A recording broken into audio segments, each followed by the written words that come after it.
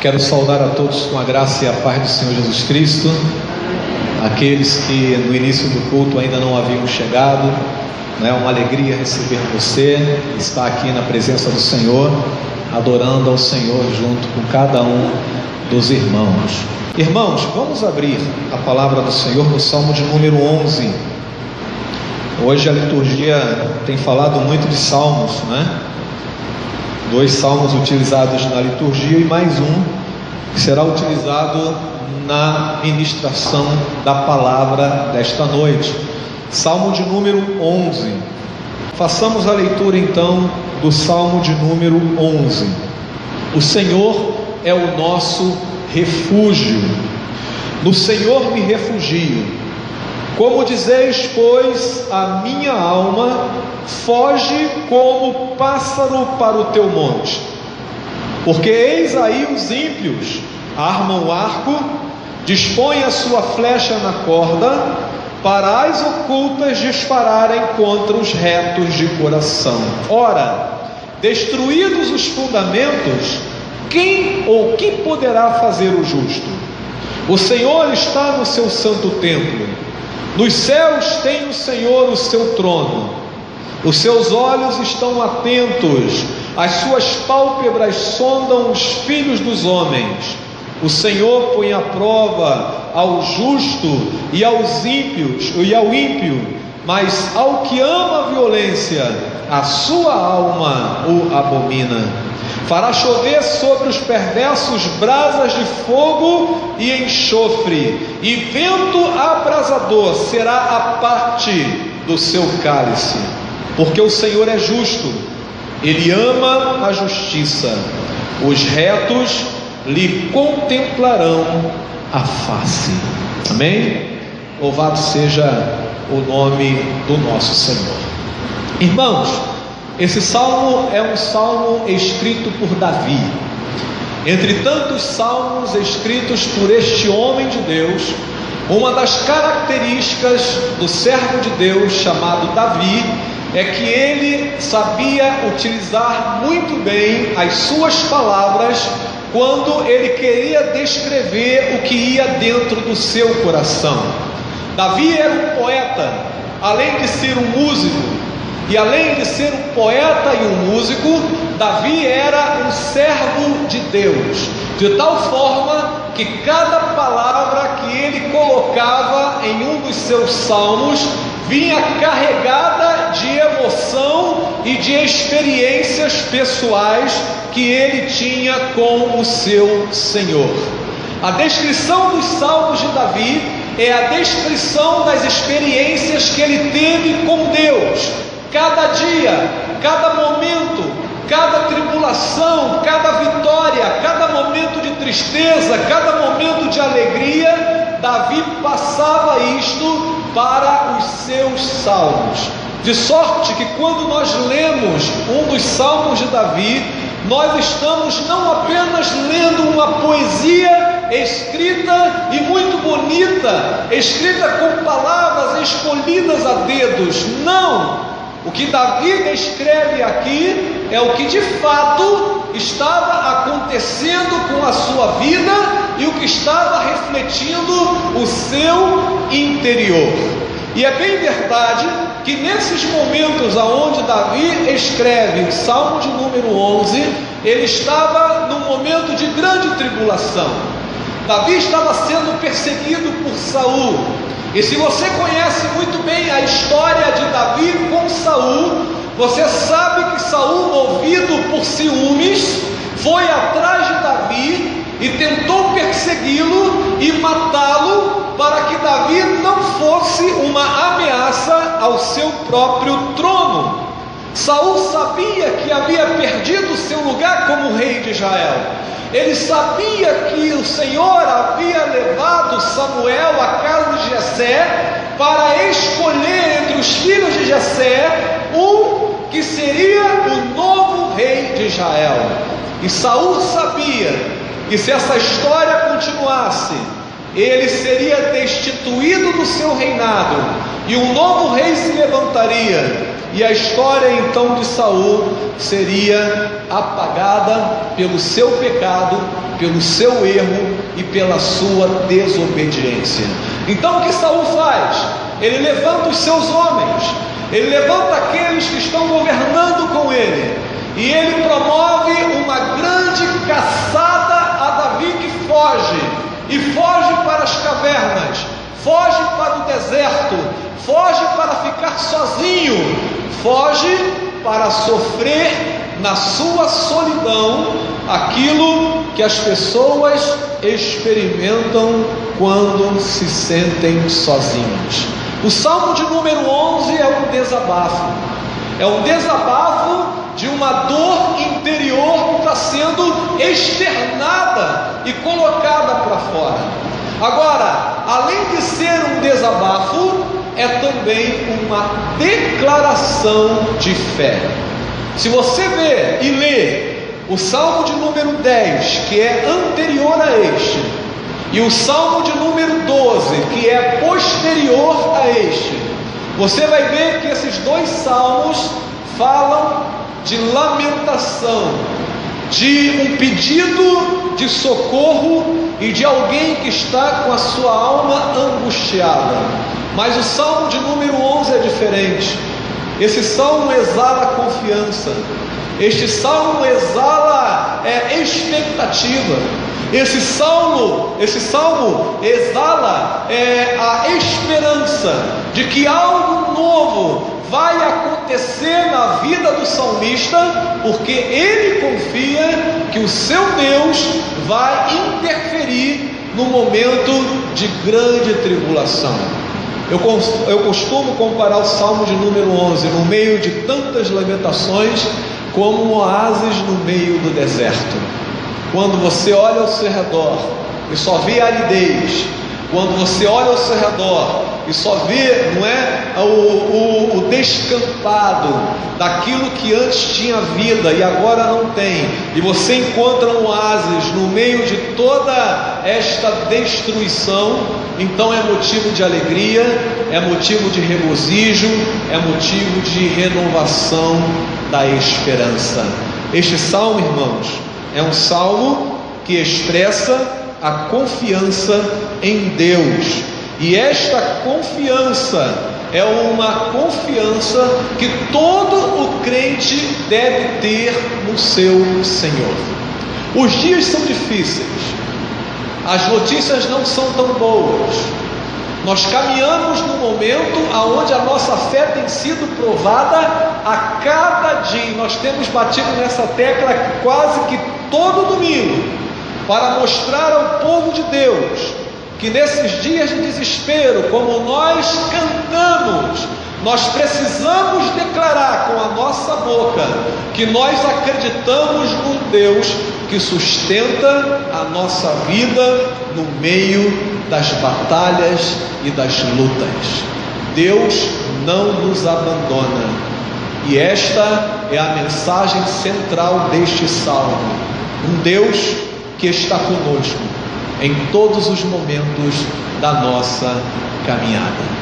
Agora vejam que quando nós lemos o Salmo de número 11, Davi, nos 3 primeiros versículos, ele começa a demonstrar a sua confiança numa característica muito interessante de Deus.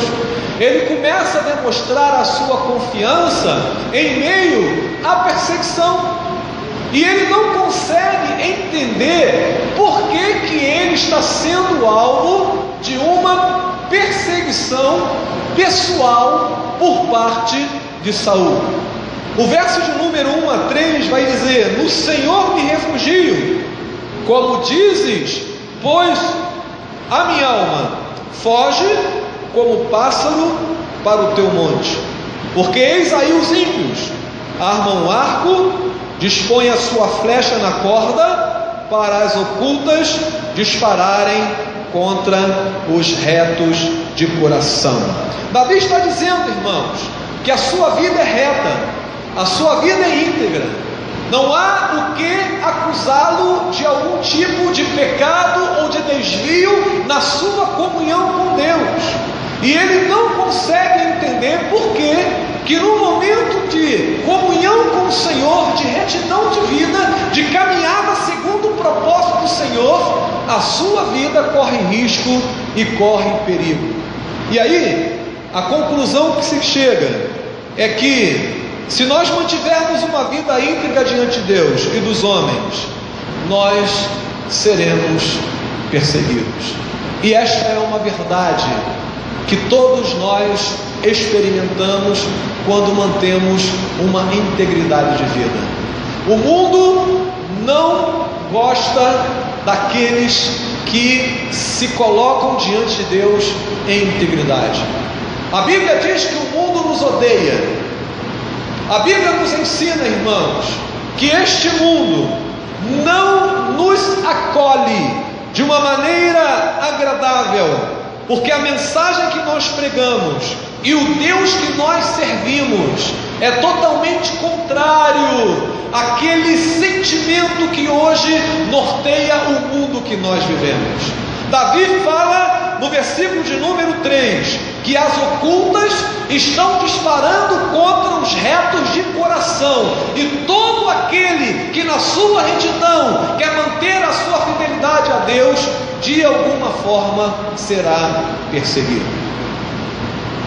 Ele cita as palavras que os ímpios colocam diante dele, dizendo: olha, como um pássaro, fuja para o monte. Porque na ideia daqueles que estavam perseguindo Davi, ele estava comparando o servo de Deus a um pássaro que, sendo achotado por ser indefeso, eles procuram as altas ou as maiores alturas para se defender. Mas Davi, numa declaração de confiança, ele diz, no versículo de número 1, olha, em Deus ou no Senhor eu me refugio. Ele coloca a sua esperança no refúgio e na proteção do seu Senhor, como um pássaro que recebe acolhimento e proteção embaixo das asas da ave mãe. Assim Davi confiava que o Senhor livraria a sua vida dos seus inimigos. E a Bíblia, irmãos, ela vem declarar isto várias vezes. Se você é um homem de Deus, se você é uma mulher de Deus, saiba que você será perseguido, você não será bem aceito em várias circunstâncias, mas não tema.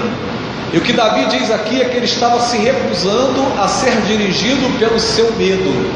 Ele confiava que Deus o livraria deste momento de perigo. E aí, citando lá no livro de Ruth, capítulo 2, eu gostaria que você abrisse, irmãos, o texto bíblico comigo. Lá no livro de Ruth,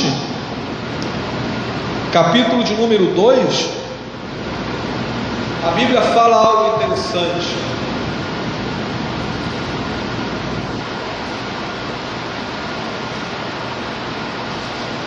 Capítulo 2, verso 12. Boaz, falando com Ruth, ele diz assim: o Senhor retribua o teu feito, e seja cumprida a tua recompensa do Senhor, Deus de Israel, sob cujas asas vieste buscar refúgio. Quem conhece a história de Ruth sabe que ela sai de uma terra árida, ela sai de um momento de grande dificuldade e volta para a terra de Israel. E ali, naquele momento, ao buscar comida, ela entra na terra de Boaz, e Boaz a acolhe, e ele a protege, e ele mostra para ela que aquela benfeitoria não é simplesmente Boaz que está fazendo, mas é o Senhor cumprindo a sua promessa de proteger aqueles que são retos de coração, cobrindo o seu povo como a ave mãe cobre os seus filhos com as suas asas. Sabe o que eu penso, irmãos? É que numa caminhada cristã como a nossa, aonde você recebe muitos insultos, aonde você é envergonhado muitas vezes, aonde você é convidado a negar a sua fé, a sua crença e aquilo que você acredita, seja nas faculdades, no seu local de trabalho ou até mesmo caminhando na rua. Há um ataque massivo contra aqueles que são retos de coração, não apenas na nossa sociedade, mas no mundo inteiro. E uma garantia de que Deus está do teu lado é a palavra do Senhor que diz que Ele cobre a sua vida com as suas asas. Davi confiava na guarda do Senhor, e esta guarda, irmãos, está hoje levantada sobre a nossa vida. A Bíblia diz que o guarda de Israel não dorme. Não dormita aquele que te protege, aquele que te guarda. Por isso, se de alguma forma você é perseguido pela tua fé, se de alguma maneira você está sendo ameaçado porque você quer manter uma vida de retidão na presença do Senhor, saiba que você não está sozinho, porque o Senhor cobre os seus filhos com as suas próprias asas. Davi declara com toda a sua confiança: no Senhor eu me refugio. Eu posso me esconder em cavernas, eu posso me esconder nas fendas do deserto, mas esses acidentes naturais não me guardarão como o Senhor me guarda. É nele que eu me refugio, é nele que eu coloco a minha esperança. Sob as suas asas eu durmo seguro e tranquilo, porque o Senhor tem cuidado de nós. Amém, queridos? Essa é uma realidade que você não pode perder e nem se esquecer. O mundo nos odeia. Se você ainda não foi perseguido, se você ainda não foi insultado, se você ainda não foi ameaçado, em algum momento da sua caminhada de integridade, isto vai acontecer. Isso pode acontecer com uma piada, isto pode acontecer com uma brincadeira, ou pode ser até mesmo uma perseguição séria, aonde estará ameaçado o teu emprego, aonde estará ameaçado, quem sabe, até mesmo a tua vida. Mas sobre todas as circunstâncias, no meio das lamentações, levanta uma voz de confiança dizendo: no Senhor eu me refugio. Em que você tem colocado a tua confiança? Você tem medo de alguma coisa na tua caminhada? Quem sabe eu esteja falando com gente hoje que esteja pautando a sua vida pelo medo. E o medo, irmãos, paralisa as nossas ações e não permite que nós reajamos a tudo aquilo que está acontecendo ao nosso redor. Existem pessoas que estão com medo de ficarem desempregadas. Outras têm medo de, dentro da sua casa, verem a destruição da sua própria família no interior da sua casa. Alguns têm medo de perder a sua reputação como gente séria, como gente de valor, manchado pelas perseguições e pelas palavras maldosas que são ditas contra nós, mentiras, calúnias, difamações que levam o nosso nome à lama e muitas vezes nos deixam em situações difíceis. Mas o Senhor, na sua palavra, nos mostra nesta noite que aquele que é íntegro, que aquele que mantém a sua caminhada em retidão, que aquele que não negocia a santidade de vida, este tem da parte do Senhor a sua proteção, cobrindo como a ave mãe cobre com as suas asas os seus filhotes.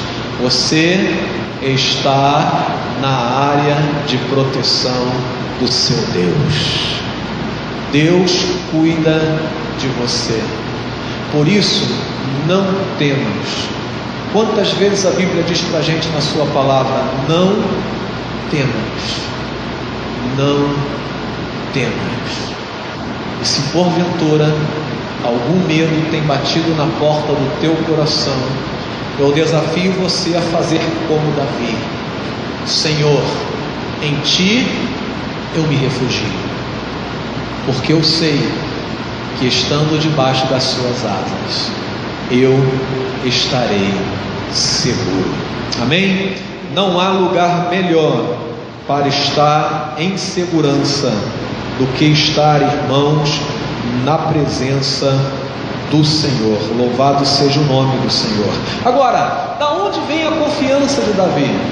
Da onde vem, não é, essa expectativa do mover e do agir de Deus?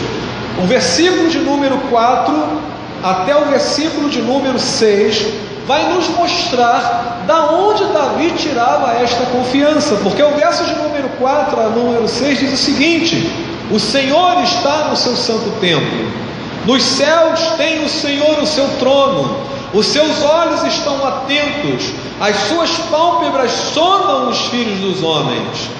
O Senhor põe à prova o justo e o ímpio, mas ao que ama a violência, a sua alma abomina. Fará chover sobre os perversos brasa de fogo e enxofre, e vento abrasador será a parte do seu cálice. Da onde vem a confiança de Davi? A confiança de Davi vem da certeza de que Deus estava no controle não apenas da sua vida, mas de todas as coisas. Deus está no controle de todas as coisas. O salmo é muito claro, irmãos. Esta é a visão de Davi. Estava no seu coração e na sua mente. O Senhor está no seu santo templo. Ele está sentado no trono. Ele está governando sobre tudo e sobre todos. E o salmista diz que nada foge aos seus olhos. As suas pálpebras estão olhando tanto o justo como o ímpio, tanto aquele que persegue como aquele que é perseguido, tanto aquele que se acha forte como aquele que se sente fraco, tanto aquele que é demasiadamente, não é, confiante, como aquele que hoje está com seus pés vacilando. Nada foge aos olhos do nosso Deus. E aí tem a confiança de Davi, porque ele sabe que tudo aquilo que falaram contra você, que todas as atitudes que tomaram contra você, que todas as barreiras que se levantaram contra você, nada disto foge ao controle e à direção do nosso Senhor. Até mesmo os momentos que Davi estava passando, ele sabia que só estava passando porque Deus estava permitindo, mas ele sabia também que se a sua dor era grande, maior ainda seria a dor do ímpio, porque ele compara aquela dor ao momento de Sodoma e Gomorra, quando desceu fogo do céu, e ele chama aqui no versículo de número 6, fará chover sobre os perversos brasa de fogo e enxofre. E alguns comentaristas dizem que esta é uma indicação de que Davi estava lembrando daquele momento aonde os ímpios foram destruídos pela ira de Deus, quando desceu fogo do céu, derramando sobre aquelas cidades ímpias que voltaram as suas costas contra o Senhor e tentaram fazer a maldade contra os justos da família de Ló, que estavam ali naquele lugar de tanto pecado e de tanta iniquidade contra o Senhor. Deus está no controle de todas as coisas. Se você tem esta certeza, a sua confiança de que o Senhor guardará você será inabalável. Essa é a certeza, irmãos, de uma criança quando se joga no braço dos seus pais, mesmo estando no escuro, porque se o pai pedir para ela se jogar nos seus braços, ela vai confiar que o seu pai vai guardá-la e vai segurá-la, mesmo que ela não consiga enxergar os braços dos seus pais à sua frente. É esta confiança de que o Senhor está no controle de cada situação que acontece na sua vida. Davi sabia que ele havia sido ungido rei. Ele sabia que o seu destino estava já traçado como um dos líderes da nação, mas ele sabia também que aqueles momentos de tribulação, de luta, seriam momentos de grandes provações da sua fé e da sua confiança no Senhor. E quando nós olhamos para os dias de hoje, o que nós pensamos, irmãos, é que muitas vezes nós não temos de fato a certeza de que Deus está no controle de todas as coisas. Nos desesperamos, perdemos o controle da situação, fazemos, irmãos, como aqueles que não enxergam nenhum tipo de esperança, nenhuma porta aberta, nenhuma luz no fim do túnel. Somos semelhantes àqueles que praticam a iniquidade, quando olhamos as circunstâncias ao nosso redor e não queremos acreditar que Deus está no controle de todas as coisas. Deus é bom o tempo todo. Amém? Deus é bom o tempo todo, mesmo quando você sente dores, mesmo quando a ferida dói, mesmo quando a coisa aperta, Deus continua sendo bom. Sabe por quê? Porque Ele está no controle da tua vida. E a Bíblia nos ensina o seguinte, irmãos: a Bíblia vai nos ensinar que o Senhor não permite que nada ocorra na nossa vida, não é? Além daquilo que nós possamos o quê? Suportar, porque Ele está conosco e Ele controla a nossa vida de tal forma que qualquer coisa que aconteça é para a glória e para a honra do nome dEle, porque todas as coisas cooperam para o bem daqueles que amam a Deus. Você acredita nisto? Amém? Agora pense naquilo que está fazendo você ficar preocupado agora. Pensa na luta que você está passando na tua vida agora. Pensa em alguma privação que você está passando neste momento. Será que você pode declarar, mesmo com este pensamento, que todas as coisas cooperam para o bem daqueles que amam a Deus, mesmo você lembrando disso que está acontecendo agora? Davi sabia que ele não podia colocar o pé fora da caverna, porque um enxame de pessoas estava tentando matá-lo. Mas ele diz: tu estás no teu santo templo, e tu estás sentado no trono, e aquele que está sentado no trono governa, aleluia, e governa para o bem daqueles que amam a Deus. Deus está no controle, e é por isso que a confiança de Davi era inabalável. Fazia chuva ou sol, as circunstâncias difíceis ou momentos alegres, Davi sabia que Deus estava no controle de todas as coisas. Amém? E finalizando a reflexão desse texto, uma das consequências ou a realidade que envolvia a vida de Davi quando ele depositava a sua confiança em Deus é que ele sabia que no final de todas as coisas a justiça de Deus prevaleceria. Veja o que diz o verso de número 7. Ele vai dizer o seguinte: porque o Senhor é justo, Ele ama o quê? A justiça, os retos lhe contemplarão a face. Vejam, queridos, que a Bíblia declara que Deus é justo.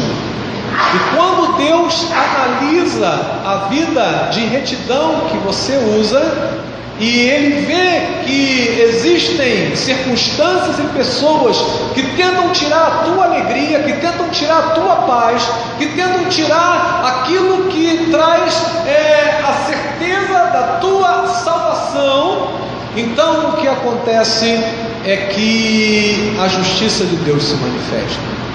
E nessa justiça, irmãos, que nós lemos na palavra do Senhor, nós podemos confiar no julgamento dele, porque ele conhece as circunstâncias. Ele conhece não apenas o nosso exterior, mas ele conhece o que está dentro de nós. É diferente de um juiz comum, normal, que para saber os fatos, para saber as circunstâncias, ele precisa levantar testemunhas, ele precisa fazer depoimentos, ele precisa juntar uma série de circunstâncias para criar ali um quebra-cabeça e chegar à sua conclusão. E mesmo assim, muitas vezes, o juiz da terra, ele acaba errando nos seus julgamentos. Mas a Bíblia, ela nos mostra que o julgamento do Senhor é um julgamento reto, porque Deus é justo. E quando ele julga porque ele conhece as circunstâncias. Deus conhece a tua vida. Deus conhece cada detalhe da tua existência. Deus sabe o que está acontecendo com você. Mesmo que você não queira contar para a sua casa, mesmo que você não queira contar para alguém, Deus conhece o que está acontecendo com você agora. E isto lhe dá o direito e a autoridade de julgar com retidão, irmãos. E quando isto acontece, o Deus que é justo nos chama a ignorar os golpes dos ímpios e deixar que ele cuide disso. Uma das grandes dificuldades que nós temos é entregar nas mãos do Senhor aquelas circunstâncias ou pessoas que são oposição a nós. O que a Bíblia nos mostra é que você tem que deixar isso nas mãos do Senhor. Senhor, esta situação está em suas mãos. Senhor, tu conheces a vida desta pessoa, o que ela está fazendo comigo. Esta pessoa eu entrego em tuas mãos. Não declare nenhum tipo de palavra depreciativa. Não murmure, não reclame. Isto é artimanha do diabo para tirar você do foco e do seu caminho de retidão. Entregue a sua causa nas mãos do justo juiz, que cuidará do teu caso com amor e com carinho. E a palavra, irmãos, do salmista encerrando esse salmo é: os retos lhe contemplarão a face. Esta é uma declaração de vitória do salmista, porque ele diz que os retos lhe contemplarão a face, ou seja, eles terminarão esta caminhada, eles passarão por esse obstáculo, eles passarão por esta luta, por esta dificuldade, por essas provações, e lá no final, na reta final, eles terão condições de olhar esse justo juiz face a face. Todos nós nos encontraremos diante de Deus. A verdade é de que forma nos encontraremos diante de Deus. Nos encontraremos face a face com o reto juiz, com aquele que está sentado no trono, e aqueles que praticaram iniquidade, aqueles que vivem em pecado e aqueles que oprimem o povo de Deus se apresentarão diante do Senhor para receber o justo julgamento e a sentença. E ouvirão da parte do Senhor que eles deverão se afastar para um lugar aonde haverá fogo, ranger de dentes e muito sofrimento. Jesus chama esse lugar de inferno, e ele diz que este lugar já está preparado para aqueles que praticam a iniquidade. Mas aqueles que confiam no Senhor, irmãos, mesmo num caminho de dificuldades, de tribulação e de lutas, aqueles que confiam em Deus, sabem que o Senhor se levantará no tempo oportuno, glória a Deus, e se levantará no tempo oportuno para julgar a tua causa, para servir de abrigo para você e para dizer para você, face a face: vinde, meu filho, para o gozo do seu Senhor.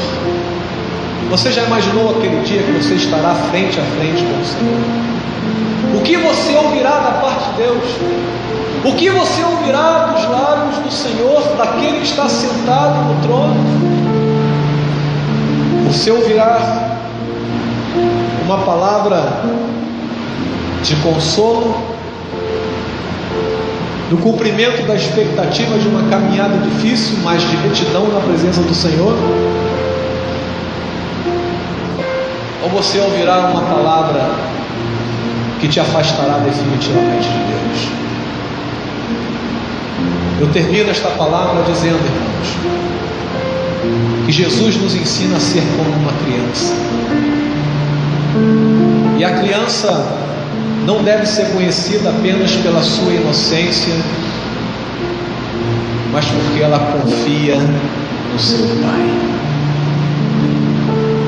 E há uma ilustração que talvez você tenha ouvido, que fala de uma criança que entrou num avião, e a pessoa que sentou do seu lado, muito preocupada, porque tinha medo de andar de avião, e olha para aquela criança desenhando tranquilamente numa folha de papel, desenhos tranquilos, como se estivesse em terra, e o avião já estava numa altura muito significativa. E aquele homem vira para a criança e diz: você não está preocupado com essa turbulência toda e com a altura que nós estamos? E a criança vira para aquele homem e diz: eu não estou preocupado, porque quem está conduzindo este avião é meu Pai. Irmãos, confiar em Deus vale a pena. Confiar em Deus faz diferença. Se você sair desta noite, mesmo dizendo que está tudo bem,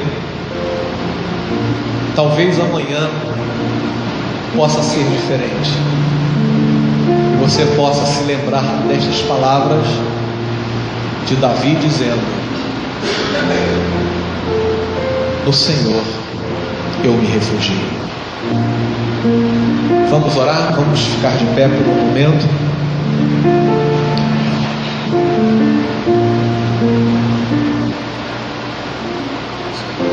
Pai, obrigado pela tua palavra lida e explanada neste lugar. Tu conheces o nosso coração, tu conheces cada dia da nossa existência. Por isso, Senhor Deus, eu quero pedir em nome de Jesus, para o justo juiz, para aquele que olha com os olhares mais profundos a nossa alma e o nosso ser.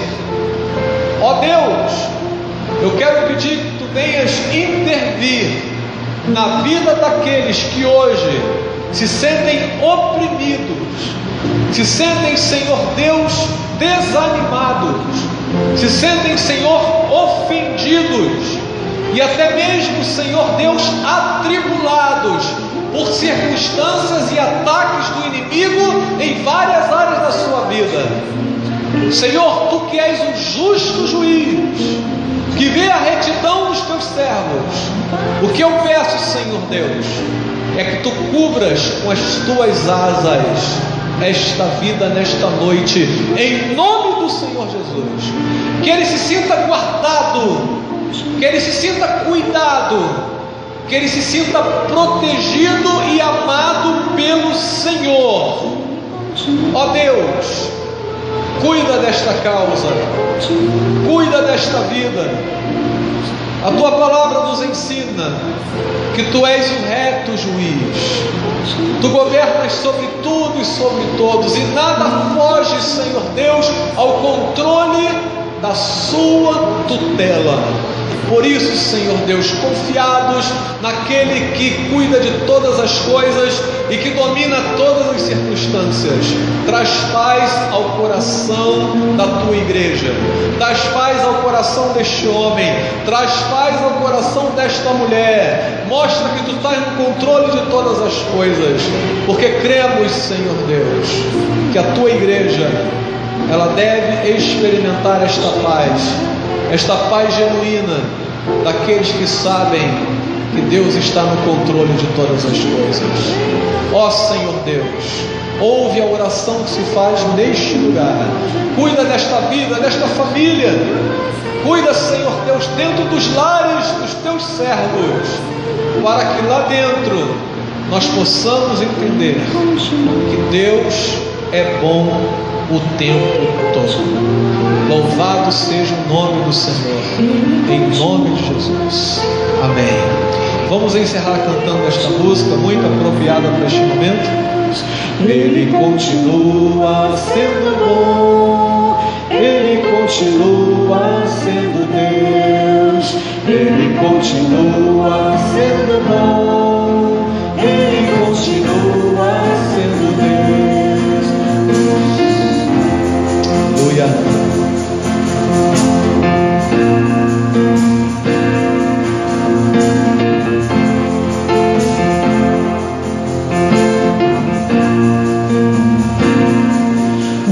A gente aprende a confiar em um Deus que faz milagres e ouve a nossa oração, que se faz presente aqui.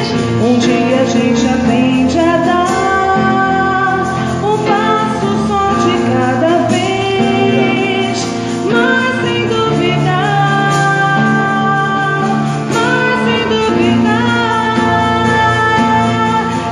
Continua